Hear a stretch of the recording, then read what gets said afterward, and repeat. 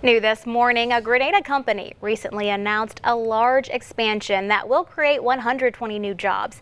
The Ohio-based Ice Industries is investing $4 million in this project.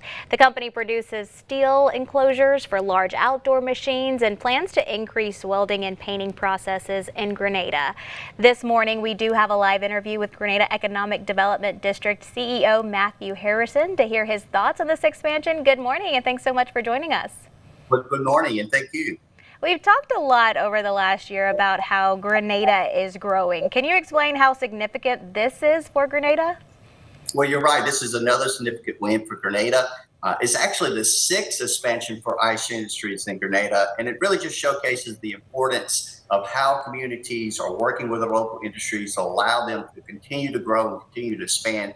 I mean, you're talking 7-to-1 multiplier impact for manufacturing. So for those 120 jobs that I just created, you're talking another 700 jobs in the community being impacted. That's restaurant jobs, local mom and pop jobs, educators, and so on. I mean, really every expansion in our community is important to local folks, local regional economy, and the state of Mississippi. So it's another great win.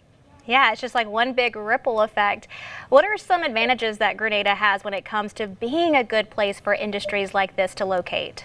Well, it's really one of the hottest markets in Mississippi right now. When you're talking about the Milwaukee tools facilities, companies are finally starting to discover what Ice Industries and other companies in the community like Modine, ADP have already known. You're a phenomenal central location between Jackson, Mississippi, Memphis, Tennessee. You're talking 2 metro areas, 14 and 15 counties that you can draw workforce from. And workforce is the key today. So if you have the workers, you get the company opportunity to grow. And that's really what Grenada is allowing to happen now. And what are some other positive economic development happenings that are currently underway or that are planned for Grenada County? You did say this was the 6th one. Are there any more? Absolutely. Grenada has so many great projects going. It's really hard to list them all. I mean, we've got the Milwaukee groundbreaking coming up in May. We're seeing surging industrial prospects. I'm talking anywhere from 5 to 6 new industrial clients a week. And we've got great expansion projects coming and underway. I can't make those announcements, but Grenada is really on all cylinders right now. I don't see any slowdown in sight. Well, that's great. And hey, we look forward to those announcements once you are able to make those. Now, kind of back to the benefits of Grenada. In addition to its location, are there any other offerings that the county provides that help a high quality of life for its residents?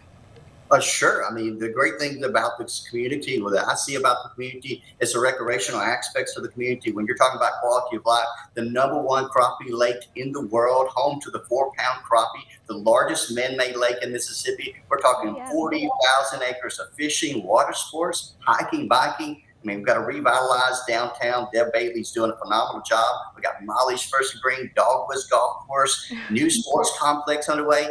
If you love sports and recreation, you got to love Grenada.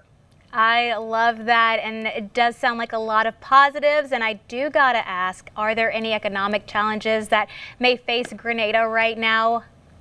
Yes, absolutely. Housing. We're forecasting a potential 40% increase in our population. We're currently needing about 3,400 new homes and apartment complexes, duplexes, just to keep up with our growth. So if you're a housing developer, we need you to be looking at Grenada, Mississippi.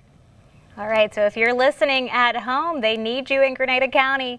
Well, Mr. Harrison, thank you so much for joining us this morning. Again, whenever those announcements are available, we look forward to hearing those. Thank you. I appreciate your time. Have a great day. You too.